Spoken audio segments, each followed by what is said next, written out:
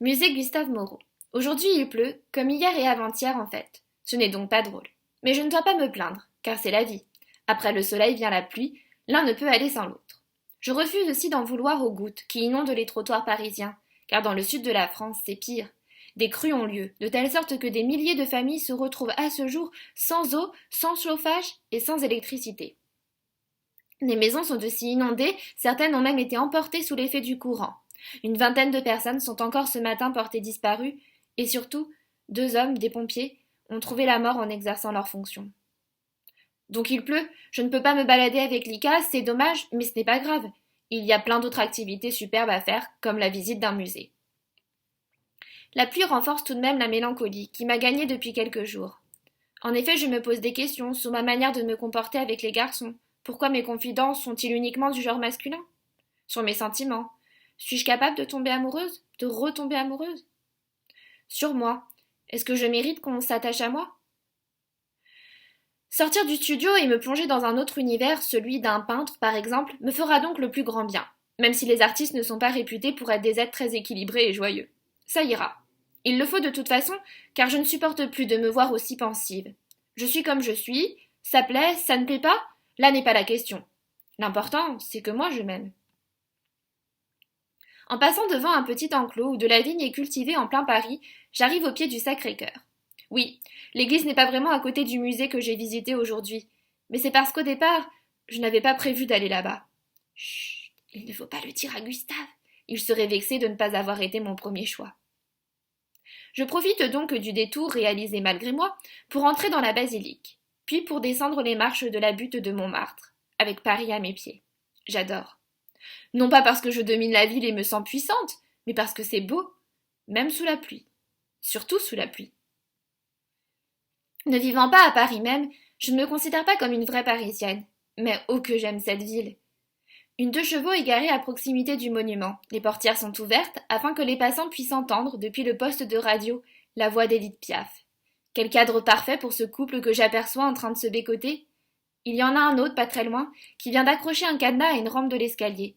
Certainement que la femme et l'homme s'embrasseront bientôt eux aussi. Je souris. Je suis spectatrice de ces stéréotypes amoureux, mais ça me va, un jour ce sera mon tour. C'est cliché, certes, c'est aussi romantique à souhait. À la télévision, cela me ferait rire, mais en vrai, que c'est mignon. Un homme m'interpelle, je sursaute et me retourne. Raté, ce n'est pas moi qui l'intéresse, mais mon porte-monnaie. Là, ça devient moins drôle. Je suis gênée, mais je refuse d'avoir peur et tente de l'éviter. L'individu s'approche et, face à mon silence, troque l'anglais pour l'espagnol. Je finis par lui sourire. Pourquoi se compliquer la tâche? Je parle français et je suis chez moi ici. Mais non, vraiment, merci. Ce bracelet bleu-blanc-rouge ne m'intéresse pas. Je n'en ai pas besoin. Ma patrie, je la porte dans mon cœur. Ses dents blanches apparaissent. Il n'insiste pas et me souhaite une belle journée. Je ne m'en sors pas mal. Ainsi, sur cette lancée, je décide de continuer à pied jusqu'au musée. Je traverse la place Pigalle et j'ose jeter un coup d'œil aux devantures des sex-shops et des cabarets. Ça va, je ne connais personne. Et puis je suis curieuse, il faut bien que je me satisfasse d'une manière ou d'une autre. D'abord l'érotique, ensuite le culturel. En vérité, je ne m'arrête pas, mais lire les enseignes m'amuse. Bon, si j'étais en couple et que mon copain irait se balader dans ce genre de quartier, je rirais moins. Mais c'est moi qui suis là, donc je profite. Enfin, il pleut quand même, de plus en plus. Il est temps maintenant d'accélérer le pas et de se mettre à l'abri. Ainsi je finis par courir, et j'arrive au musée Gustave Moreau. La caissière commence à m'énumérer ce qui est fermé. Je lui demande pour rire si elle ne peut pas plutôt me dire ce qui est ouvert. En effet, l'hôtel reconverti en musée n'est pas très grand, cela ira plus vite. Elle ne me sourit pas. Elle se contente de me dire que c'est gratuit pour moi, qui suis enseignante, puis replonge la tête sous le comptoir, où elle tente de cacher un portable qui n'a pas cessé de vibrer depuis que je suis entrée. Je n'ai donc accès ni au rez-de-chaussée ni au premier étage. Me revoilà qui prend alors de la hauteur, pour gagner tout de suite l'atelier du peintre, aménagé en duplex, où certaines de ses œuvres sont exposées. Avec mon portable, j'obtiens la description de quelques-unes. La visite peut commencer. Avec la surveillante, je suis seule dans le musée. Gustave Moreau est un artiste du XIXe siècle et un représentant du symbolisme. Comme je n'ai pas accès à ses appartements, je manque d'informations sur sa vie et son genre artistique. Je dirais après coup que le symbolisme est une manière de peindre qui consiste à donner beaucoup d'importance, de sens aux détails, au point d'en faire des symboles. Par exemple, le lys, lorsqu'il est associé à la Vierge, représente sa pureté. Pégase, lui, est la personnification sous forme animale de l'imagination, etc. Les œuvres de Gustave Moreau illustrent essentiellement des thèmes antiques, comme les travaux d'Hercule et les amours de Zeus. J'ai ainsi l'occasion de revisiter certains mythes antiques que ma mère et ma grand-mère m'ont fait découvrir quand j'étais petite. Et c'est un grand plaisir, car cela me rappelle de bons souvenirs, comme des lectures réalisées le soir avant de se coucher, mais aussi car j'adore ces récits. Parmi les tableaux que j'ai le plus longtemps admirés, il y a celui qui s'appelle Léda. Léda est un personnage de la mythologie grecque. Elle a été séduite par Zeus, qui a pour habitude de se métamorphoser lorsqu'il s'approche d'une femme autre que Héra, son épouse. C'est pourquoi la jeune femme est peinte à côté d'un cygne. Deux anges portant une couronne s'approchent d'eux. Ils sont là pour consacrer leur amour, duquel naîtra Hélène, la fameuse Hélène, à l'origine de la guerre de Troie. J'ai remarqué que beaucoup de tableaux n'étaient pas terminés. C'est le cas des Argonautes, qui est un tableau vertical sur lequel est peint un bateau, l'Argos, le rapide, transportant les Argonautes, tous ces héros antiques que Jason a réussi à rassembler pour l'aider à tuer le bélier à la toison d'or. Jason et la tête du bélier sont placés au niveau de la proue du navire, en haut de la toile. Le personnage d'Hercule est celui que j'ai eu l'impression de revoir le plus souvent, tuant tantôt l'hydre de Lerne, tantôt le lion de Némée. Il y a une toile qui m'a fait sourire, le concernant, et en même temps découvrir quelque chose. C'est les filles de Thépius. Hercule est assis sur un trône au milieu de 50 femmes, quasiment nues. Ce sont les filles du roi, qui, pour remercier Hercule d'avoir tué le lion de Némée, souhaitent les lui offrir durant une nuit. Le héros est pensif et est encadré de deux piliers, l'un orné d'un soleil pour représenter le sexe masculin, l'autre d'une lune pour le sexe féminin. Je vous dévoile la fin ?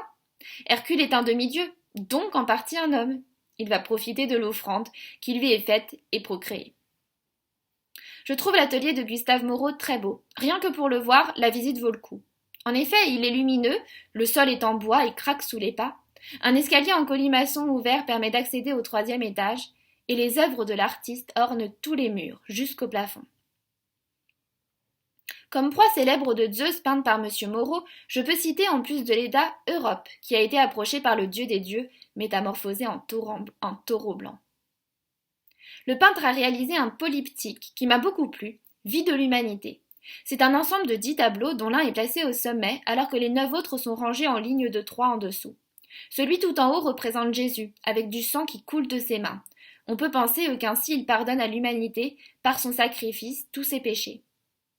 Sur la première rangée en dessous, ce sont 3 tableaux d'Ève et d'Adam. Selon plusieurs lectures, on peut y voir le divin, l'âge d'or et le matin. La rangée suivante représente Orphée et sa muse, la nature et la musique, l'âge d'argent et le midi. Enfin, la dernière rangée représente les fils d'Ève et d'Adam, Caïn et Abel, le terrestre, l'âge de fer et le soir. Gustave Moreau peut avoir voulu montrer dans cette œuvre que Dieu, à travers le visage de Jésus, est au-dessus de tout, que l'art est à la fois un intermédiaire entre le divin et le terrestre et une manière pour les hommes de se consoler de leur sort. J'ai particulièrement aimé une des représentations du couple originel, celle où on les voit au milieu de la nature, avec un agneau et un lion à leurs pieds. J'ai trouvé dans le musée une esquisse d'un tableau que mes grands-parents avaient accroché chez eux, dans les toilettes. On y voit une femme qui tient entre ses mains une lyre sur laquelle se trouve la tête d'Orphée. Je reconnais que la vision de la toile ainsi présentée n'est pas très gaie. Je me suis moi-même, à l'époque où j'étais amenée à l'admirer régulièrement, posé beaucoup de questions à son sujet. Mais comme vous vous rappelez que Gustave Moreau est un symboliste, vous allez réussir à trouver derrière ces figures un sens poétique qui m'aidera à pardonner à ma mamie et à mon papy un tel choix. La toile permet par exemple au poète qu'est Orphée de survivre à sa mort grâce à son art. Bien que décédé écartelé dans de grandes souffrances, Orphée est ici immortalisé avec un visage apaisé et une jeune fille qui le regarde tendrement. Le message est donc prometteur. L'art sauve le poète. Une autre femme est peinte avec une tête d'homme chez Moreau. C'est Salomé, une princesse juive. Salomé est la fille d'une reine qui a eu une liaison avec Hérode, le frère de son mari. Jean-Baptiste critique cette union. Comme Salomé en dansant plaît à Hérode, ce dernier veut lui offrir quelque chose. Poussée par sa mère, la princesse demande la tête de Jean-Baptiste. Et c'est parce qu'elle l'obtient qu'elle se retrouve ainsi représentée.